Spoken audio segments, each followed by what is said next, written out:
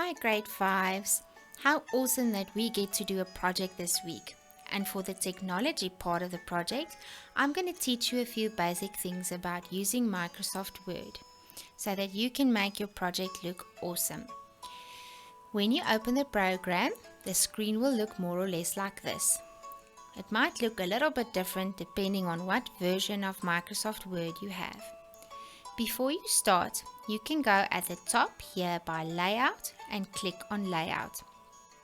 Then you can go to Orientation over there, click on it and choose whether you want your page to be in Portrait or Landscape.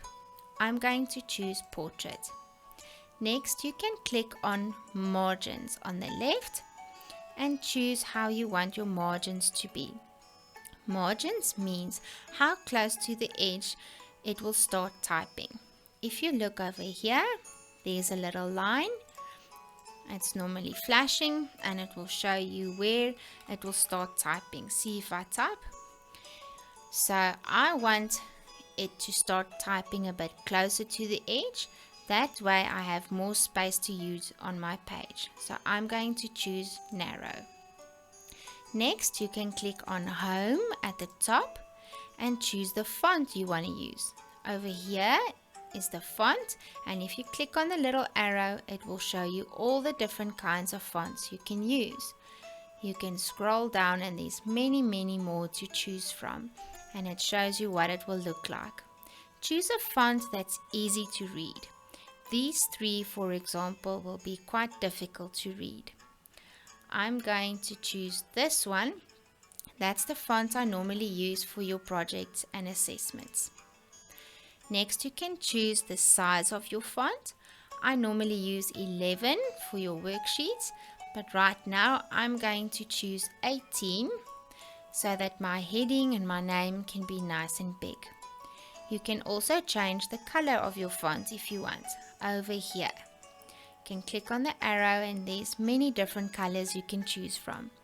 If you don't like these colors, you can click on More Colors and choose a color over here. As you know, my favorite color is purple, so I'm going to select a purple and click on OK. Then I can start typing. I'm going to type my name. And I want this to stand out, so I'm going to put it in bold. If you click at the start of your word, hold in the button and drag it across the words, it highlights it in gray like this. And then if you click on that dark black B, it will make it bold like that. You can also click on this U to underline it. Then I'm going to put in a heading.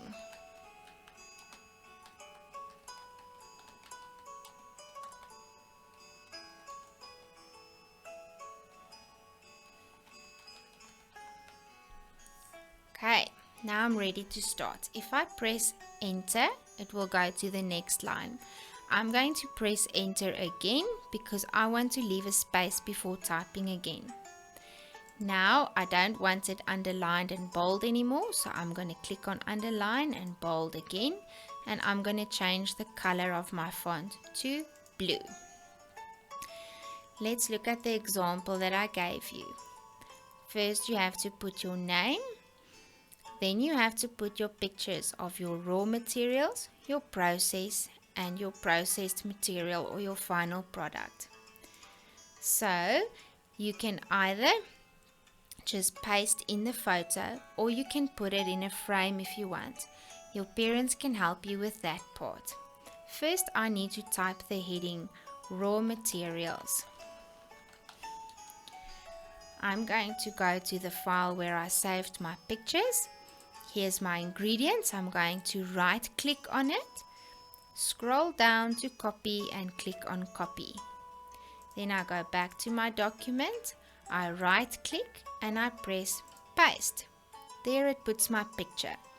You can change the size of your picture by putting your mouse over here.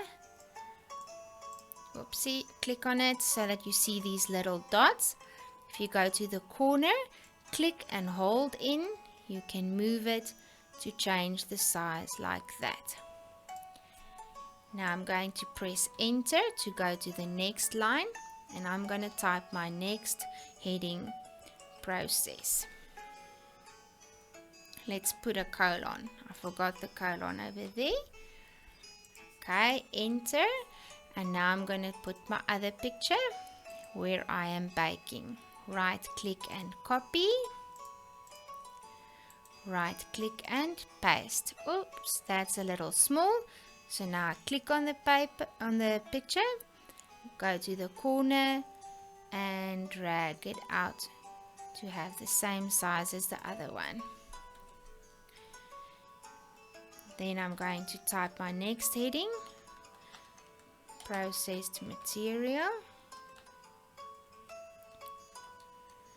And then I'm going to put in my last picture, my final product, the cookies. Oopsie, that's too big. Change the size. There, it fits in nicely on my page. I'm going to have to go to the next page for the next section of my work. Let's just look at the example again. After I put in my pictures, I need to put in the answers to the worksheet questions.